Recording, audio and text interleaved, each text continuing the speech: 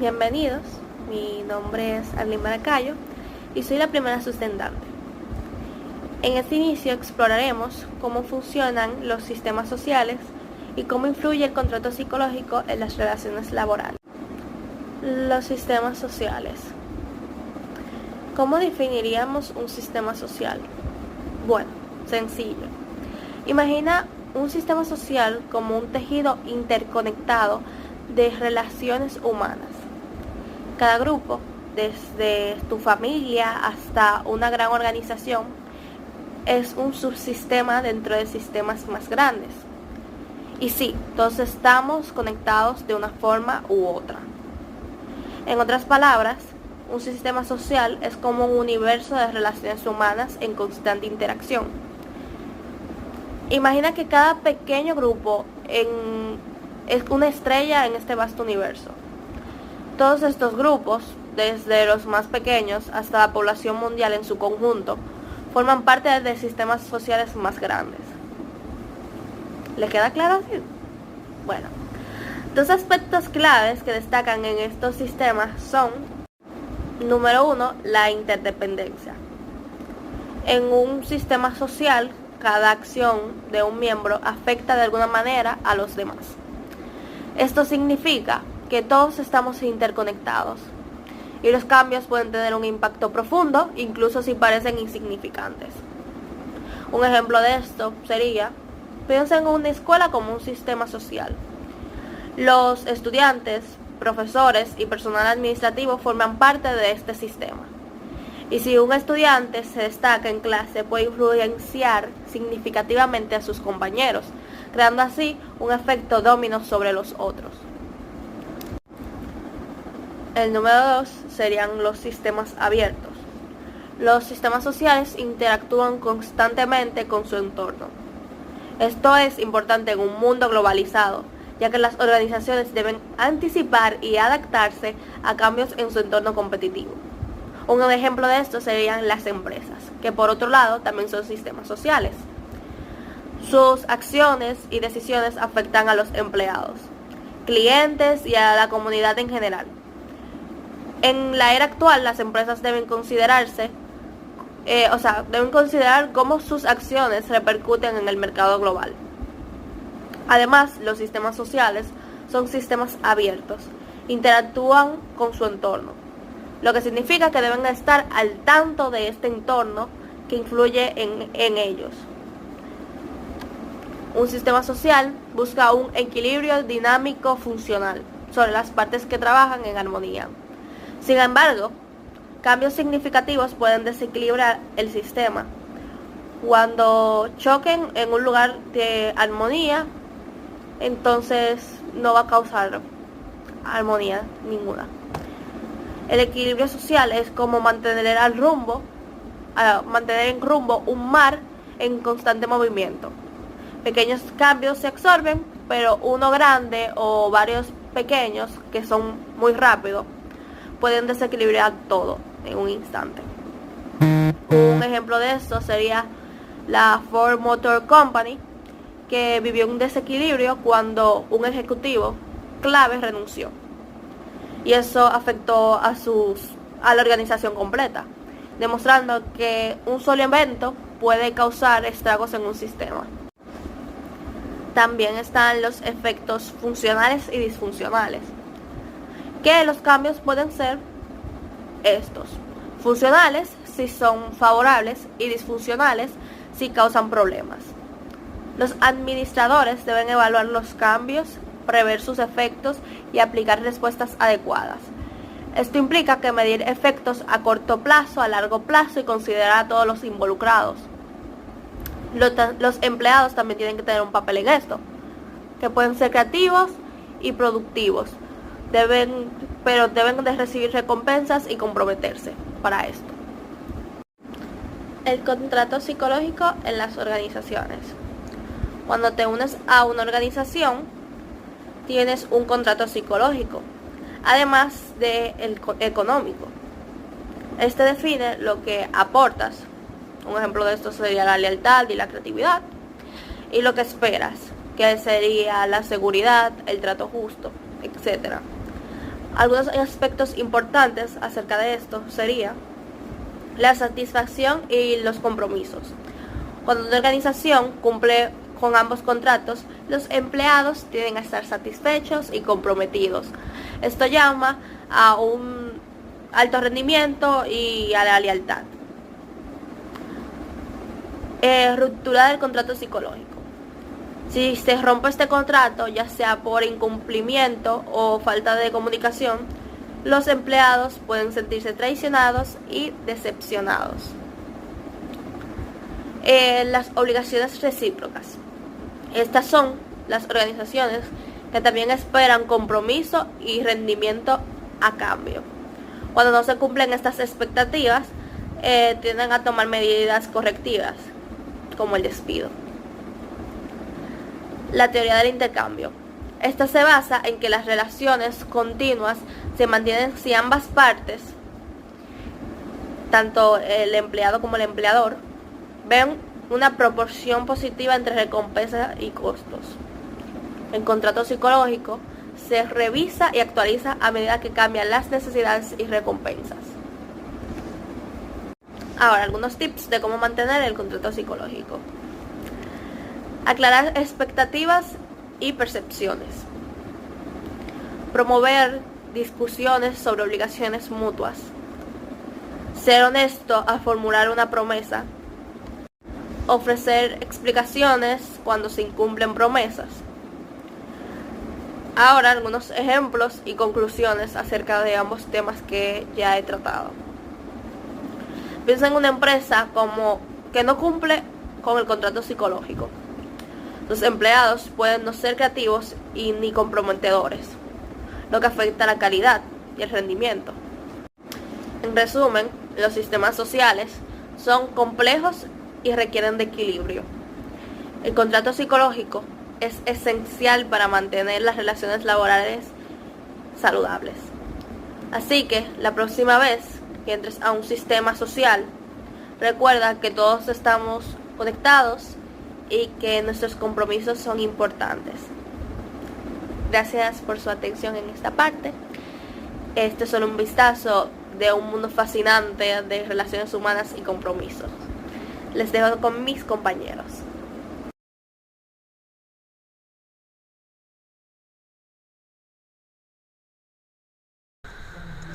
Saludos, muy buenos días.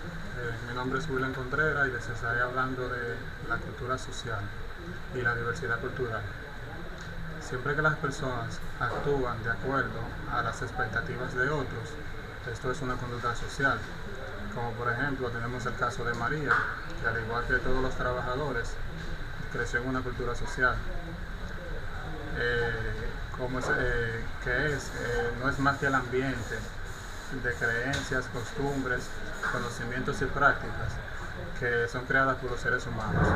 La cultura es la conducta convencional que impera en una sociedad, que influye en todas sus acciones, aunque rara vez esta forma parte de sus reflexiones conscientes. Es frecuente que las culturas sociales se consideren constantes en una nación, como lo que se produce una cultura nacional. En su nivel más simple, las culturas nacionales son comparables por la forma en que sus miembros se relacionan entre sí, se realizan sus trabajos y responden ante los cambios. El conocimiento de las culturas sociales es especialmente importante porque los administradores necesitan comprender y apreciar los antecedentes y creencias de todos los miembros de su lugar de trabajo. Las personas aprenden a depender de su cultura. Esta les da estabilidad y seguridad, porque entienden que lo que sucede es su conocimiento cultural y saben cómo responder mientras están en ella. Sin embargo, esta dependencia monocultural también coloca anteojos intelectuales sobre los empleados, lo que les impide obtener los beneficios de la exposición a personas con otros antecedentes culturales. Dígase, la dependencia cultural se agrava en condiciones de integración de dos o más culturas en el sitio de trabajo. Los empleados deben aprender a adaptarse a otros con el fin de aprovechar las oportunidades que se presentan mientras evitan posibles consecuencias negativas. La diversidad cultural. Los empleados de casi cualquier organización se dividen en varias clases, cuya formación se determina por dos amplios conjuntos de condiciones. Primero, las diferencias y similitudes que están relacionadas al puesto de trabajo. Estas son creadas por la organización como tipo de trabajo, rango de organización y proximidad física con otros. Esto se ve en las oficinas, por ejemplo. Lo hacen regularmente que las personas constituyan grupos. Sin embargo, existe un segundo conjunto de condiciones no relacionadas con el puesto, dígase, como las derivadas de la cultura, grupo étnico, de origen, condición socioeconómica, sexo y raza, que surge sobre todo de origen y desarrollo personal del individuo, condiciones de gran importancia por razones legales, morales y económicas. Esta diversidad cultural o rica variedad de diferencias personales en el trabajo plantea un asunto de tratamiento justo a los trabajadores que ocupan puestos de autoridad. Pueden existir problemas por una diferencia clave de este contexto, como son la discriminación y el prejuicio. La discriminación suele manifestarse como una acción y el prejuicio es una actitud. Cualquiera de ellas puede existir sin la otra. La ley se dirige a las acciones de los empleadores, no a sentimientos.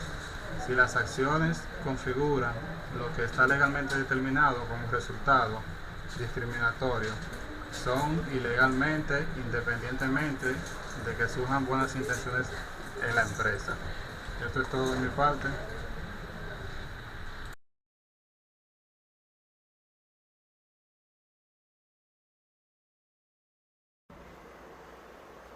Mi nombre es María y le voy a estar hablando de los roles y conflictos en las organizaciones. Para empezar, vamos a definir lo que es un rol. El rol es el papel o función que alguien o algo representa o desempeña por voluntad propia o por imposición. Los roles son funciones que les son atribuidas a persona para que en determinadas situaciones o circunstancias actúe o comporte de acuerdo a un conjunto de pautas en satisfacción de una serie de expectativas. Los problemas éticos. Un problema ético es un problema en el proceso de tomas de decisiones entre dos opciones posibles, ninguna de las cuales es absolutamente aceptable desde una perspectiva, aunque enfrentamos muchos problemas éticos y morales en nuestras vidas. La mayoría de ellas vienen con soluciones relevadamente sencillas. Por otro lado, los problemas éticos son desafíos extremadamente complicados que no pueden resolverse fácilmente, por lo tanto la capacidad de encontrar la solución óptima en tales situaciones es fundamental para todos. Toda persona puede encontrar un problema ético en casi todos los aspectos de su vida, incluidos los personales, sociales y profesionales. La percepción. La percepción es un proceso mediante el cual los individuos captan, coordinan y traducen los estímulos sensoriales en información significativa relacionada con su entorno de trabajo. La percepción del rol se refiere a cómo percibimos que debemos actuar en el papel que estamos desempeñando en ese momento, ya sea en entorno laboral o personal. Por ejemplo, si fueras un detective del área de contabilidad y finanzas, podrías ver el papel de ese directivo como conservador, considerado y analítico. Un mentor. Un mentor es alguien que es guía, un entrenador o un maestro en diferentes espacios. Necesita una guía que pueda ayudarlo a mostrarle en qué dirección debe ir, un entrenador que le ayude a lograr lo que está buscando y tal vez hacer algunas cosas mejor, y un maestro cuando necesita más y más información. La mayoría de las personas buscan un mentor basándose en sentimientos de confianza, de confianza o admiración. Conflictos de rol. El conflicto de rol se produce cuando algunas personas de las demandas exigidas al trabajador son incongruentes o incompatibles entre sí. Para realizar el trabajo sea relacionado a menudo el conflicto de rol con la insatisfacción laboral, de disminución de la implicación con el trabajo, deterioro del rendimiento, aumento de la tensión y falta de confianza en la organización. También puede producirse cuando el individuo percibe que el rol que debe desempeñar comprende actividades y conductas que no quiere realizar. Bien, porque considere que no se puede ajustar en lo que entiende que es su rol, bien porque los considere inútiles y sin contenido, o bien porque vaya en contra de su sistema de creencias y valores. Ambigüedad de roles. Las personas con ambigüedad de rol viven en la incertidumbre, no sabe qué espera de ella, es decir, no tiene configurado con claridad cuál es su rol en la empresa. La ambigüedad del rol se refiere a la situación que vive personas cuando no tienen suficientes puntos de referencia para desempeñar su labor, o bien estos no son adecuados.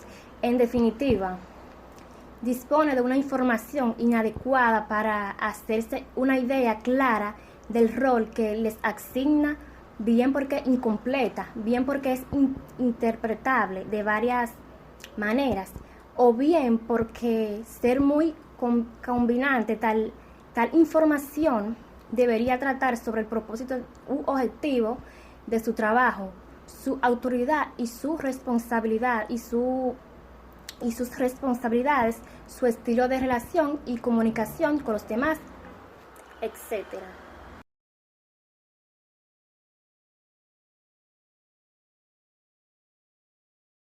Estatus y símbolo de estatus. Los términos de estatus, posición y rol han sido utilizados indistintamente para referirse al conjunto de derechos y obligaciones que le otorga a la conducta de cada persona o que otorga una función dada. En general, los derechos y obligaciones de ese estatus quedan establecidos a través del tiempo mediante sanciones extremas que le imponen la ley, la opinión pública y las amenazas de pérdidas socioeconómicas, y a través de esas sanciones interiorizadas del tipo que se construye una concepción que le da origen a la culpabilidad, el remordimiento y la vergüenza. Un estatus puede ser clasificado en una escala de prestigio según la cantidad de valor social que le otorgue la relación a los otros estatus del mismo sector de vida social. Un individuo se puede clasificar en una escala de estima dependiendo qué tanto se acerca a su representación ideal establecido para ese estatus. La actividad cooperativa basada en una diferenciación e integración de estatus es una característica universal de la vida social dada a este tipo de armonía que se le requiere al ocupante de cada estatus que actúe con los otros de la manera que le transmita la impresión y la concepción de sí mismo, que los demás es semejante a la concepción que ellos tienen de sí mismo y de él. Muchas gracias por la atención, pasen buenos.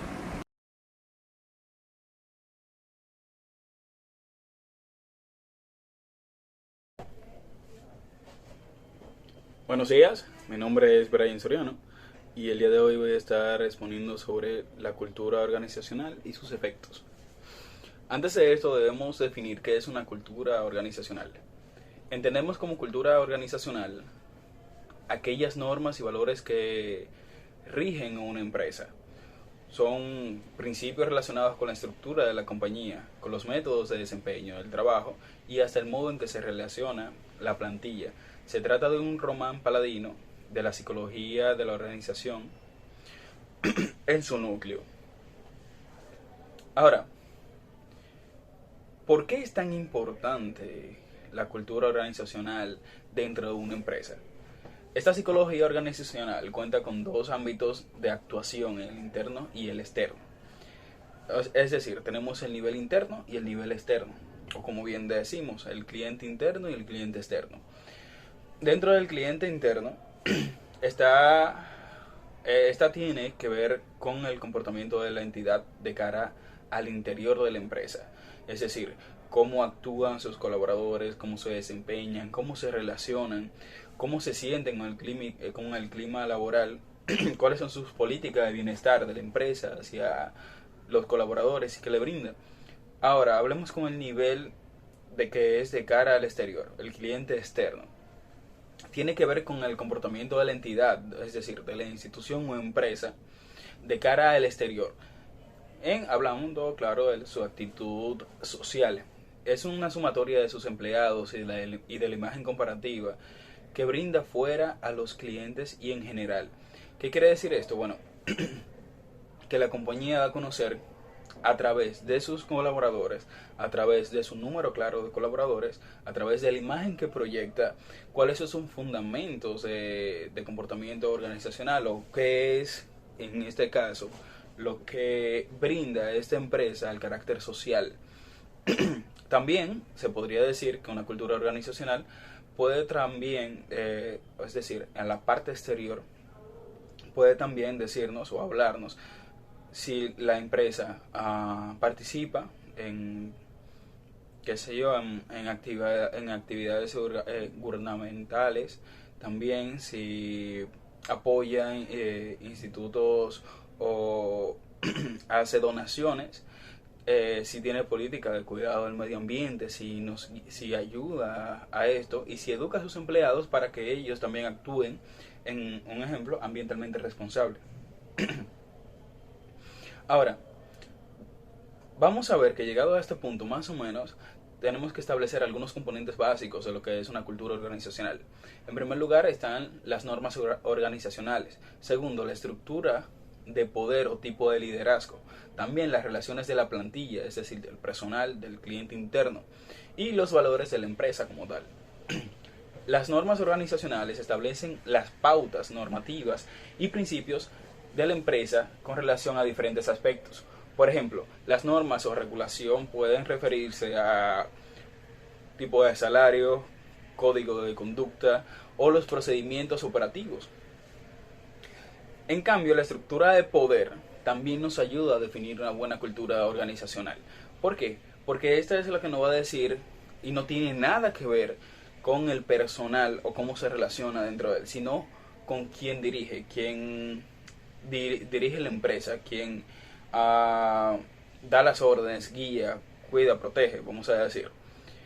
Entre ellos tenemos varios tipos de relaciones. Tenemos relaciones verticales, relaciones horizontales y también tenemos la conocida percepción ajena. Las relaciones verticales, es decir, es la relación vertical, desde abajo hacia arriba, en una escala de poder. Tenemos las relaciones horizontales, cuando todos son de un mismo nivel, de un mismo equipo, por ejemplo. Y tenemos las percepciones ajenas, que se trata de los clientes y proveedores, que quienes tienen una relación y cómo perciben a la compañía como tal. Bueno, hasta acá mi participación. Mi nombre es Brian Soriano y esta fue, mi exposición sobre la cultura organizacional. Espero tenga buen día y sea de su agrado.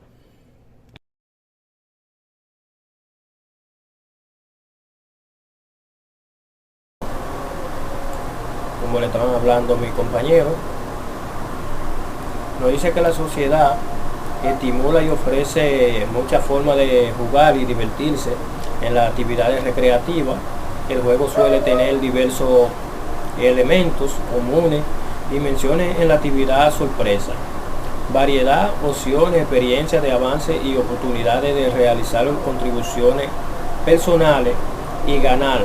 También se puede incorporar la mayor parte de estos elementos en la vida diaria de los empleados, muchos de los cuales también desean divertirse en el trabajo. Un ambiente de trabajo divertido es una cultura organizacional única y cada vez más popular, en que los administradores alimentan, inician y apoyan diversas actividades lúdicas y de buen humor. Una cultura de diversión en el sitio de trabajo también tiene varios rasgos claves. El primero es reconocer fácilmente con la observación de sonrisa, sorpresa y responsabilidad. La otra significa diferentes cosas para diferentes personas. Hay un esquema que nos presenta aquí muy grandes, comunicar el apoyo de la administración superior, capacitar a empleados grandes, formular declaraciones de valor, premiar conductas moderadas, usar relatos y mitos, reconocer en público a heroínas y héroes y heroínas, mínima, usar lemas, designar un gerentes para la cultura. También nos dice que nuevos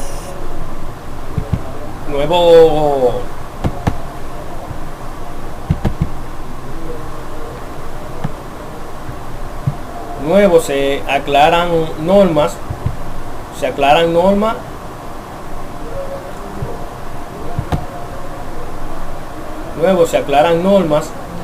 y valores culturales de la compañía, y mejora la satisfacción del consumidor como reflejo del trato que reciben de empleados más dinámicos en general. Las reservas comunes sobre los riesgos inherentes a divertirse en el trabajo no tienen base. Las razones más válidas para resistencia de los administradores a divertirse en el trabajo giran alrededor del temor a que su jefe y la cultura organizacional global no lo toleren, y la posible falta de creatividad que se requiere para que esto suceda.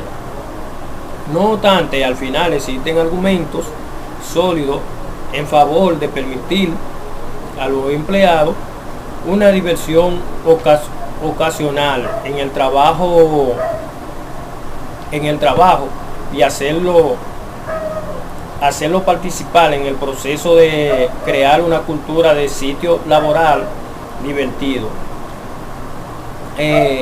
Cuando las personas se unen en un grupo de trabajo, se convierten en parte del sistema social de esa organización.